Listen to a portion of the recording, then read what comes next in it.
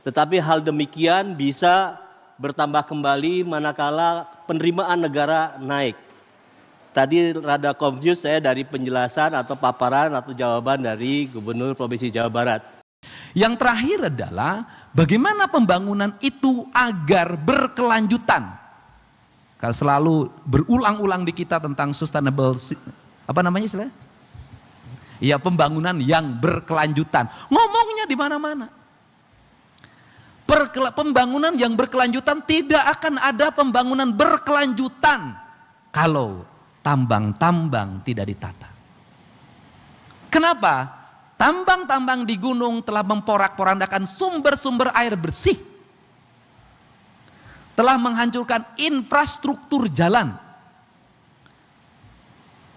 Karena inilah kita akan punya orientasi itu hari ini. Orientasi untuk membenahi gunung-gunung, penambangan harus konektivitas dengan pembangunan di Jawa Barat. Izin.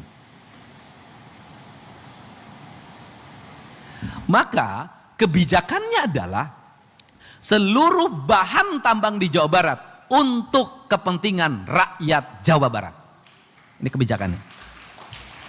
Caranya bagaimana?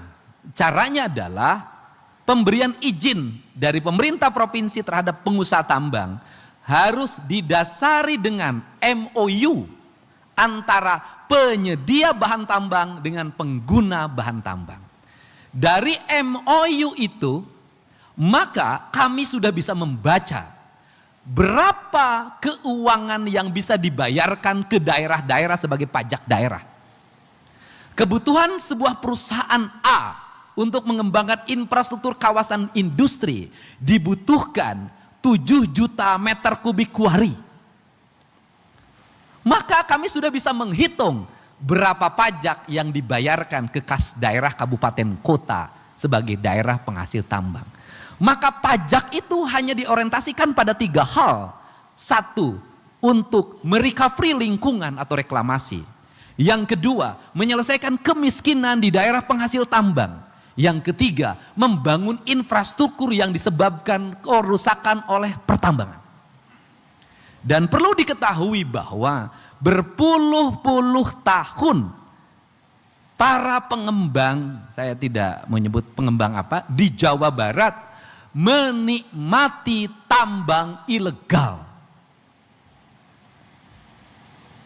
Dan jumlahnya sangat banyak. Karena apa? Karena kebiasaan pengembang sebuah wilayah itu nyari preman lokal untuk gali di satu tempat, kemudian dikirim. Uangnya beredar bukan di masyarakat, tapi di orang-orang tertentu. Ini adalah upaya untuk melakukan penataan. Dan seluruh penataan ini adalah ingin melahirkan keberadaban. Kita tidak mungkin bangun jalan habis-habisan tahun ini, tapi dilewati oleh mobil dengan tonase di atas 30 ton. Dan terakhir saya sampaikan, kir yang dibuat selama ini, yang dikir bukan mobilnya, tapi surat-suratnya. Sehingga kebijakannya provinsi akan meminta kabupaten kota, kir dilakukan bukan oleh Dinas Perhubungan kabupaten kota. Kir mestinya dilakukan oleh perusahaan, bengkel resmi yang mengeluarkan mobil itu. Ini akan mengeluarkan peraturan gubernur. Sehingga nanti ketika mobilnya mengalami kecelakaan, maka yang bertanggung jawab adalah bengkel resmi dari perusahaan mobil tersebut. Ini cara membangun orientasi pemerintah Provinsi Jawa Barat. Untuk itu saya ucapkan terima kasih pada dukungan, pada ketua, para wakil ketua, para ketua komisi, ketua badan, para anggota atas disahkannya 2 rancangan KUAP-PAS 2026 dan persetujuan DPRD terhadap perubahan Propempeda tahun 2025. Kalau di pusat dulu adalah Badan Legislasi DPR RI. Untuk itu saya ucapkan terima kasih. Ini adalah arah yang harus kita lakukan secara bersama. Dan saya ingatkan juga pada saudara sekretaris daerah untuk mempersiapkan restrukturisasi organisasi perangkat daerah. Karena apa? Jumlah keuangan kita makin menurun. Tidak boleh dihabiskan untuk struktur birokrasi yang terlalu banyak. Ini juga orientasi kita. Untuk itu saya ucapkan terima kasih pada seluruh pemuda di Jawa Barat yang sudah melaksanakan ulang tahunnya Sumpah Pemuda. Dan saya ucapkan terima kasih juga selamat ulang tahun buat Partai Golongan Karya Provinsi Jawa Barat yang terus sebagai partai tertua di Indonesia berkiprah membangun kemitraan, menyiapkan kader-kader baru bagi kepentingan bangsa. Ingat Golkar, ingat mantan. Terima kasih. Wallahu muwaffiq ila aqwamit thoriq. Assalamualaikum warahmatullahi wabarakatuh.